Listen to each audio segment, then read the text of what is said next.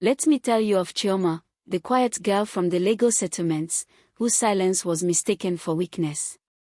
Let me speak of Lola and Nneka, whose jealousy festered like a wound in the rain, and of Tond, the boy caught between the crowd and his conscience. This is a tale that whispers a hard truth. The tongue, they say, has no bones, but it can build a home or break a spirit. To the young ones, to the families, hear this: a child's silence is not an empty cup, but a deep well. Do not be so busy filling it with your own noise that you never taste the wisdom in its depths. Welcome to Echoes from the Baobab Tree, where the timeless spirit of Africa comes alive through the power of storytelling. If these words stir your soul, help this story travel. Subscribe, like, and share this video, and add your voice to our growing family. For a story untold is a fire unlit. Now, let the echoes carry us. Now, let's continue the story. Chioma Okeke was the kind of girl you could easily miss in a crowd. Quiet, delicate, her spirit seeming to reside somewhere far beyond the noisy, bustling world of the Lagos settlement where she was born. Her parents were wealthy, big men in the import-export business, their compound walled off from the surrounding chaos. Their home was filled with fine things, Italian marble, gold-plated ornaments, but no warmth. Chioma moved through the rooms like a ghost, her silence a stark contrast to the city's relentless soundtrack of honking danfos and generator hums. Her mother often sighed, fanning herself in the humid air, "This girl needs people, and she is too much inside her own head." So, when the new term began, they sent her to a prestigious boarding school in a quieter part of the state. They hoped the structure and society would draw her out. When the sleek black SUV pulled into the school compound, cutting through the red dust, Chioma sat perfectly still in the back. She didn't smile, didn't frown. Her mother turned to her, the scent of her expensive perfume filling the car. "Chioma, Baiko, try this time. Make friends.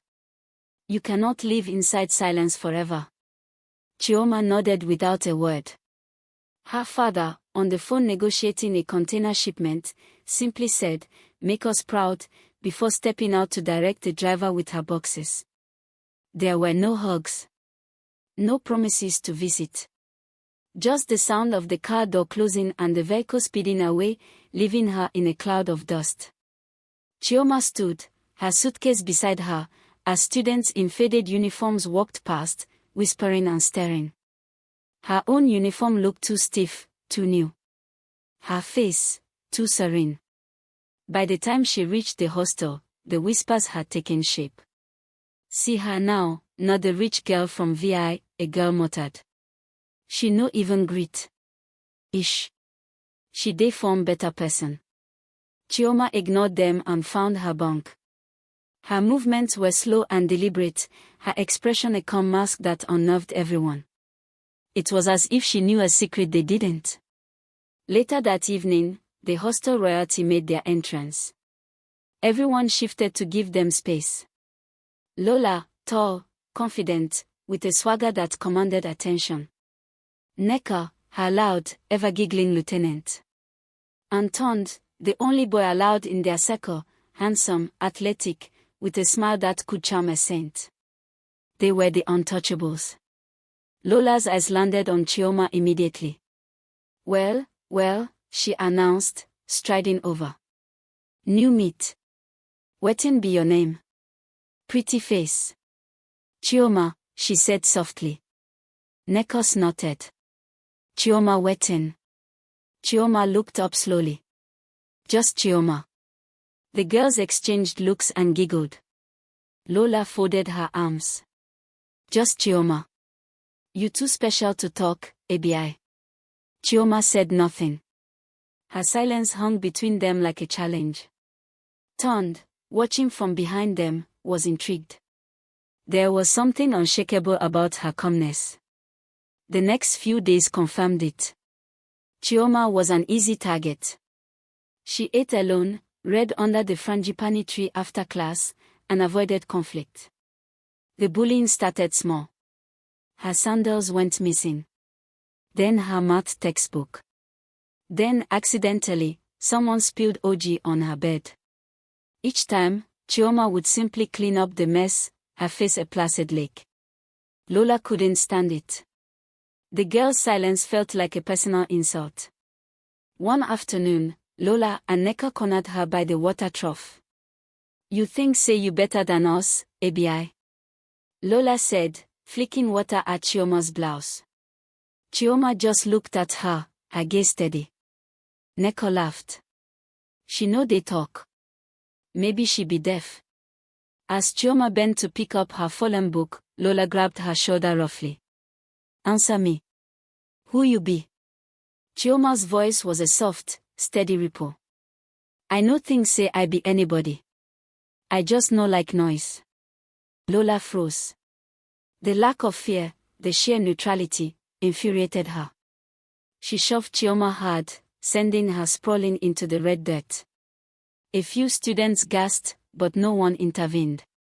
Chioma stood, dusted her uniform off with slow, dignified movements, and walked away. No tears. No words. Just that haunting, unbreakable calm.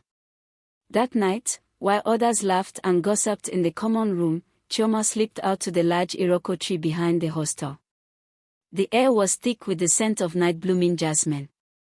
She wrapped her arms around her knees and whispered into the darkness, "I am a strong girl. I am a fighter." It was a mantra she'd crafted in the lonely silence of her Lagos mansion. What she didn't know was that Ton was watching, hidden in the shadows.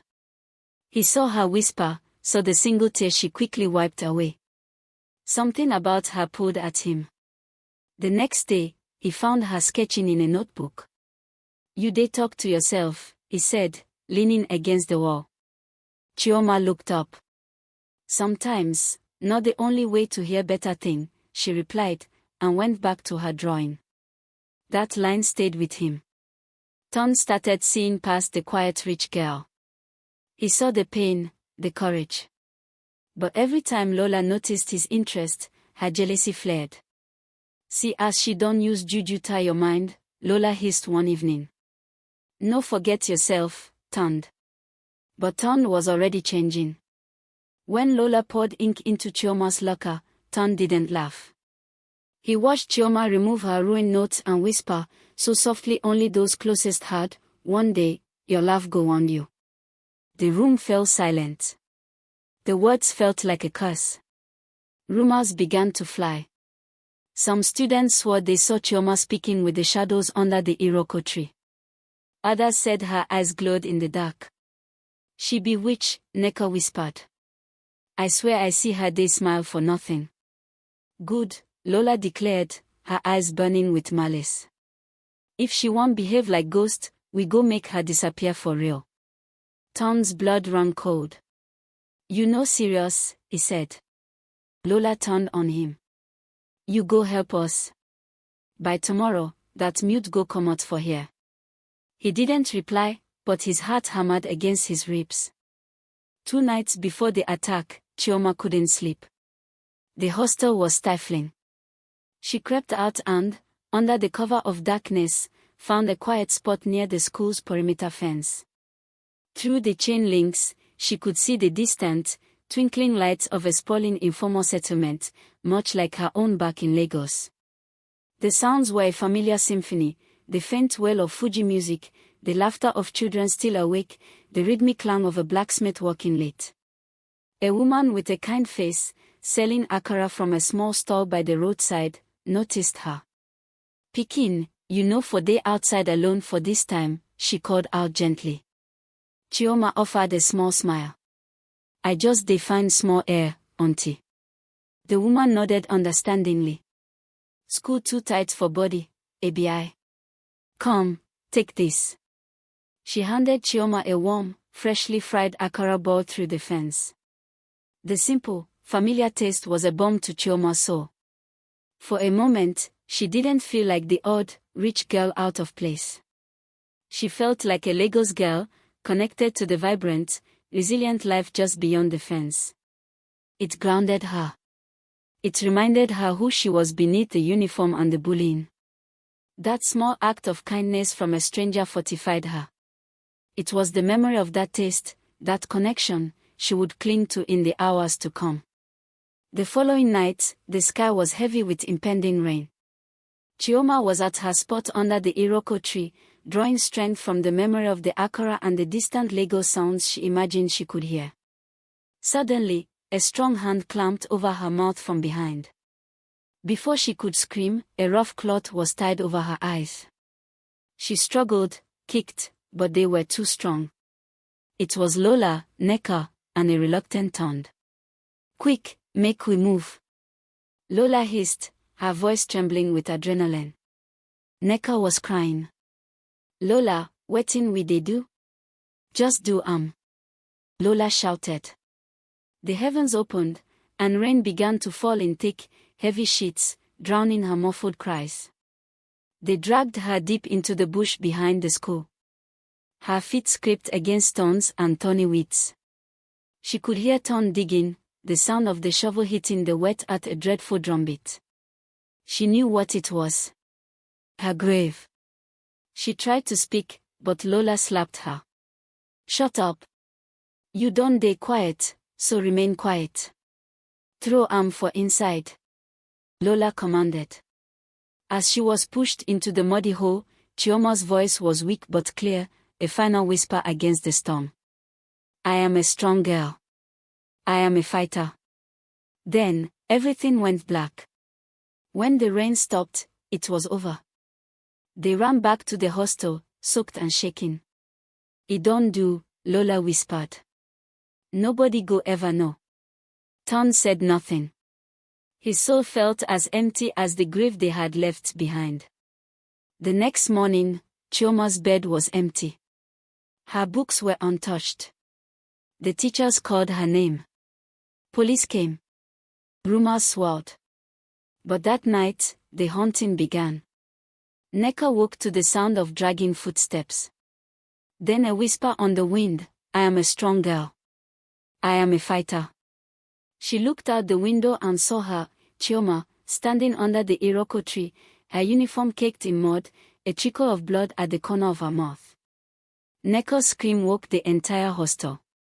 Lola found a note in her locker, stained with red, "You bury me, Lola." During assembly, the speakers crackled to life with a ghostly whisper, "I am a strong girl." Lola fainted. The school was gripped with fear. Lola and Nneka were unraveling, seeing Chioma in every shadow, hearing her in every rustle of leaves. Even Tond looked haunted. But the truth was far different. In a small, abandoned boys' quarters at the edge of a nearby farm, a candle burned. Inside, Chioma was alive. She was thin, her eyes shadowed with trauma, but alive. The door opened. It was Tond, bringing food and water. "You don't scare them again," he said softly. Chioma looked at him, her gaze hard. "Them deserve Them need to feel wetin I feel." "Chioma, this one no correct," Tond pleaded. "You suppose tell the truth. You know wetin I hear for that hole," she whispered, her voice breaking for the first time. "I hear the sound of sand for my own grave, Tond." "My own grave?" He looked down, ashamed. "But I no bury you. I help you escape. Remember?" Chioma closed her eyes. "You save me. I know. But make them believe I be ghost. Make them remember who I be." Days turned into weeks. The hauntings continued, meticulously orchestrated by Tond and Chioma. Lola and Nneka were shells of their former selves, consumed by guilt and fear.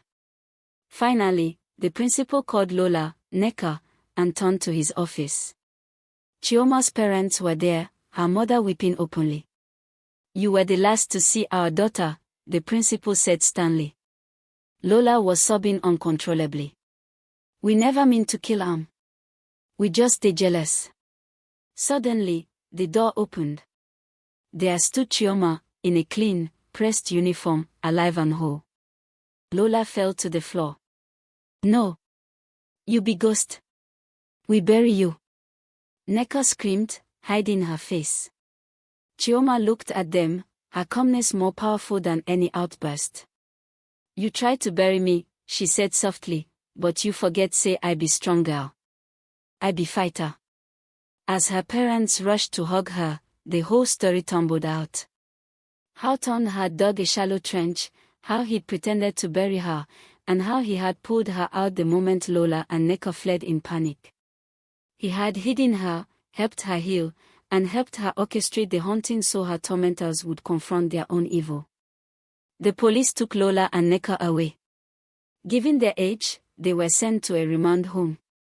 Ton was suspended, but Chioma pleaded for leniency, acknowledging his ultimate role in her salvation. Chioma returned to Lagos with her parents. She didn't talk much more than before, but the silence now was one of strength, not fear. Every morning, she looked in the mirror and whispered her truth. Months later, she started at a new school. Sometimes, she still dreamed of the red earth and the sound of the shovel. But she no longer cried. She had learned that her strength, quiet as it was fiercer than any bully's noise. And everyone who heard her story learned something too. Jealousy fit destroy life, but not courage they bring them back. Thanks for watching. Kindly subscribe, like, follow, share and comment for more interesting African tale stories.